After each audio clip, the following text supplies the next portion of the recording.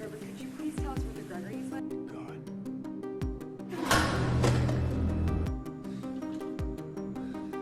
Hey. The two girls knocked on a stranger's door, hoping to find shelter for the night.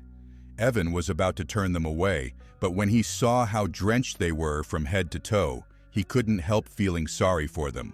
So he invited them inside to rest. As the girls removed their soaked shoes, Evan's guard completely fell. He kindly brought them clean blankets. Learning that their phones were ruined from the rain, he even offered to help them call a rideshare, though the car wouldn't arrive for another 45 minutes. With nothing else to do, the three of them sat on the couch and started chatting. Belle explained they were tourists who had missed the last bus because of the storm. Luckily, they had met the kind Evan, who had saved them from the relentless rain. Hearing that, Evan felt a wave of sympathy. He offered them clean pajamas and even put their wet clothes in the dryer. Just then, a loud noise came from the living room. Evan rushed to see what had happened.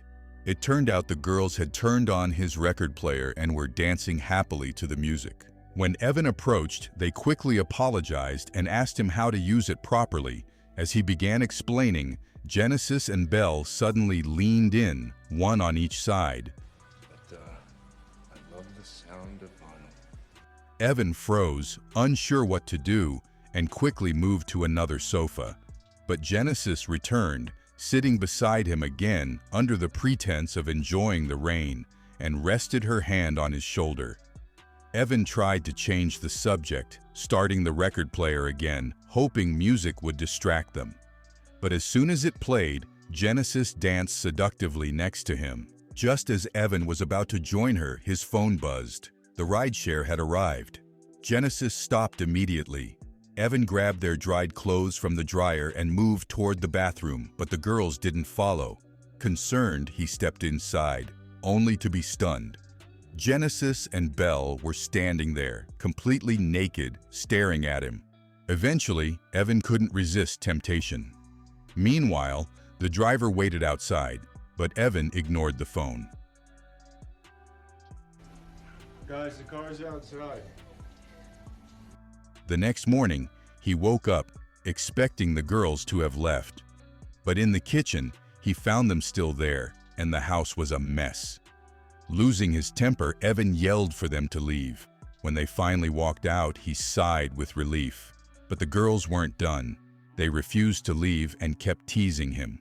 Frustrated, Evan called the police. Then Belle's words froze him. She claimed she was underage. Panic surged through Evan. In a moment of anger, he grabbed Belle by the throat. Realizing he might actually hurt her, the girls finally agreed to let him drive them home. When he returned, Evan cleaned the house quickly before his wife came back. Just as he finished, a strange noise echoed from the living room. Cautiously, he went to investigate. A photo frame had fallen to the floor. God. Later, Evan woke to find himself tied to the bed. Belle was putting on makeup in front of the mirror while Genesis stepped closer. She climbed onto the bed and pressed her foot against Evan's face, forcing him to obey. Genesis wanted him to cooperate, but Evan begged her to let him go. Genesis stayed on the bed while Belle began taking pictures nearby. Evan awoke again, this time tied to a chair. The girls started a game with him. Every time he answered incorrectly, Genesis blasted loud music as punishment. They laughed, enjoying themselves, when suddenly the doorbell rang. It was Evan's friend Louis coming to pick up his art pieces. Belle pretended to be Evan's sister and invited him inside. But Louis was suspicious. He had never heard of Evan having a sister, let alone two stunning women staying at his place. Then noises came from the bedroom. Genesis and Belle tried to block him, but Louis pushed past and opened the door, only to see Evan tied up. Just as he moved to untie him, a crashing sound came from outside. Evan rushed outside and saw his artwork being destroyed. Enraged, Louis suffered a severe asthma attack. He frantically searched all his pockets for his inhaler, but it was gone. Belle had taken it earlier. The girls began toying with him, enjoying his struggle. Louis grew weaker and weaker until he suddenly slipped and hit his head on a statue. Evan begged them to call for help, but they ignored him. They wrapped Louis in newspaper like a sculpture, loaded him into a van, and even sent a message from his phone. After that, they returned to torment Evan. No matter what threats they used, he refused to cooperate. Genesis placed an alarm clock beside him, warning that they would kill him when the sun rose. Then, they went out into the backyard to dig a hole. I'm sorry, Daddy. While they were distracted, Evan spotted his tablet on the table. Slowly, he inched closer and tried to push it off the table with his foot. But before he could send a message, Genesis came back. Belle saw the tablet and threw it out the window.